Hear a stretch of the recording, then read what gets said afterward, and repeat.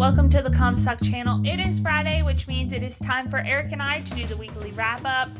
I'm Brianne Hendrickson, and that is Eric. Everybody, thanks for coming on, Eric. It was a rough week. It was a little bit of a rough week. Yeah. Rough week. Before we get started, as some of you are already out in the field or will be in the field beginning shortly, we are asking you to send in your yield results. You can send them in at report@comstock.com.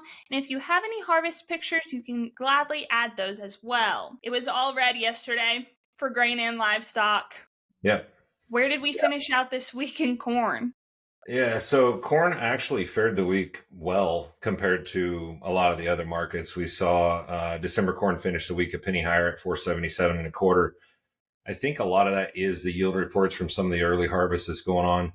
You know, July was really bad for a lot of people, and July is when the corn is made, and it didn't perform like many had hoped.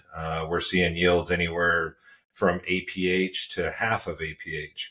And that's in the areas that weren't just lost. So the corn yields definitely worse than expected for the most part. And there's various reasons for that. You've got multiple year corn on corn. You've got some rootworm issues, obvious drought impacts.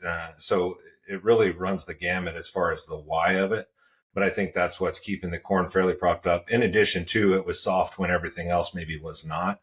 And it's just been hovering these low levels for quite a while. So there's just not any willing sellers from these price levels, at least not right now. We do have rains forecasted. That should help prop things up a little bit. It's kind of counterintuitive, but here you're delaying harvest. And anytime you delay harvest when it's actually ready, that actually helps the market. And the Mississippi's been a problem. It's been a problem for quite a while. We've talked about it for feels like forever, but definitely for the last few weeks consecutive. And we need the rains to help the Mississippi get those barge rates down, get some competition going for this grain that's going to be coming out of the field.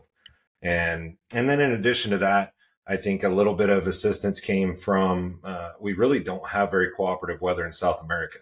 And while that is more impacting to what they're able to do with soybeans right now, longer term price wise and total production wise, it really impacts the corn more. We talked about that last week with Matthew. The beans are going to get done. They may be late. They may be a little short. It may be perfect. But regardless, the beans will get done. So then you come down to a time crunch for the safrinha corn crop. And so you see a little bit more market implications for the corn than the soybeans. And I think that's what we saw this week. The topic yesterday, Joe and I actually talked on it some, and it still was in the red all day as well. Soybeans. Yeah. I mean, they took the blunt of the hit, I feel like. Yeah.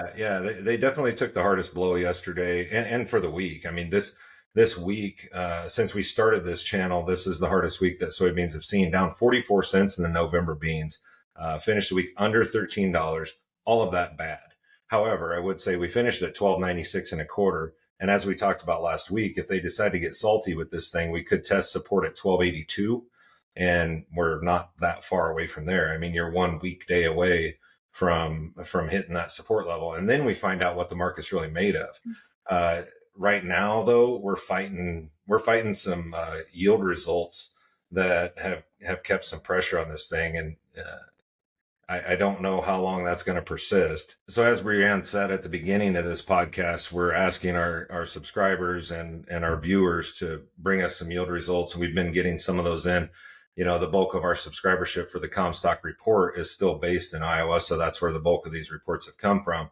But on the soybeans, you can see from the yields and APHs that we've been reported so far, really impressive with very few exceptions. You could point to one or two counties that we've seen numbers from so far that maybe haven't produced like they thought. Everything else has been well above APH and way above expectations. So some of this harvest pressure that the soybeans have seen has been justified. And while we're looking at this, I guess we could look at the corn a little bit as well. Kind of reiterates what I said earlier in that the numbers we're seeing. I mean, we're 20, 40, sometimes 100 bushel below APH in some of these cornfields. So the corn holding up, the beans taking a bath here as we get started into the bulk of harvest kind of makes sense when you look at these numbers. And we'll just have to see how it plays out over the next several weeks. The primary focus will shift from the U.S. harvest to South American weather sooner than we realize because, again, we are a futures market. It's always forward looking. The saying is it's a futures market, not a today market. And so sooner than later, they're going to shift from, okay, yeah, we know we're going to make good yields in a lot of these major growing regions, but South America is struggling. They're not getting in on time. They're doing, one problem or another, and they'll start to focus on that. I would say with regards to these surveys and some of the information we're asking for, we're getting very little response from Illinois. And that's one of the areas, major I-state production. You've got huge APH numbers out there. I've heard some anecdotal information from a couple of clients verbally, but we haven't really seen enough to get a real sampling out of Illinois. And I would really like to see that because that's kind of been an arguing point, bulls versus bears, as to what Illinois is going to do. And it seems to be broken into about three portions of the state, the southern third, the center third, and the northern third. And I'd really like to see some more results from Illinois before I could feel like I was making a real assessment. All right, let's switch over to livestock. They were also not great. But let's start with hogs. Yeah, hogs, showed a little glimmer of hope. And actually, I saw some advisory services advising to blow out of some short hedges midweek, maybe Wednesday. And I think that was actually the day we made the high. We took out resistance. But hogs have a tendency to give head fakes, and ended up that's what that was. We started out the week, we worked a little higher. We had that blow off on Wednesday. We trade sharply lower Thursday, sharply lower again on Friday, and finished the week in the October hogs down $1.60. It was even worse than that in the December. So again, the hog market just catches people off guard, and we're right back to weakness. We did see one, I guess, positive note with regards to exports. Last week the report was well below. I can't remember the number, but something like 26% below the 4-week average, and we got right back to normal this week. So that was a bit of an improvement. And cutouts up until yesterday, the pork cutout was pretty supportive, staying above $100 for days on end, which it hadn't done in quite a while. So we were seeing good demand at the retail counter. But that seemed to wane a little bit as we got towards late week. So we'll have to see how that plays out to start next week. And as a reminder, hog and pig report will be coming out next Thursday, September 28th. Yeah, and that's something that a lot of this jittery trade could be attributed to the upcoming hog and pig report, as people try to guess what the USDA is going to tell them. And I think that's probably a fool's errand, but we'll see what the numbers show on Thursday. Let's talk cattle. How did they finish out the week? Well, it's the first time I can say that the cattle weren't the shining star of the show this week. Finished the week up 15 cents in the October cattle. We did have a downtrend throughout the week, although we finished fairly well today. I think that was just in preparation for cattle on feed report at 2 p.m. today. Again, creating some jittery trade. So although we finished a little higher for the week, we did have a trend lower throughout the week. So once we see the numbers at 2:00 today, that should tell the tale of how we're going to react next week. And are we going to see a meaningful correction, or was that just what we would call a bull flag? We had a little downtrend for a week before we blow out new highs again. So that'll remain to be seen. But if you look at the October live cattle chart, you can kind of see what I'm referring to when I talk about the bull flag formation. So when you look at this, you can see we were working our way higher. We had a couple corrections along the way. Then we had this spike up that ran for about the last 3 weeks leading into this week. You could see those big jumps higher until you got to Friday last week. And that's where you saw that last big green bar. And that was a short-term high. We did try to poke above that on Tuesday this week, but then failed and finished the day lower. So you can see that kind of down drifting pattern for the last 5 sessions on the chart here. And that could be either. It could be the beginning of a bigger correction lower, or it could be the end of a bull flag formation and it's going to just punch out and go make another new high.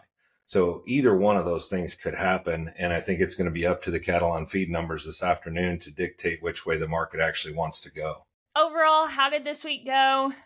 And anything happening next week? So this week was a little bit plagued by macro influence. I'm sure you and Joe talked about that yesterday.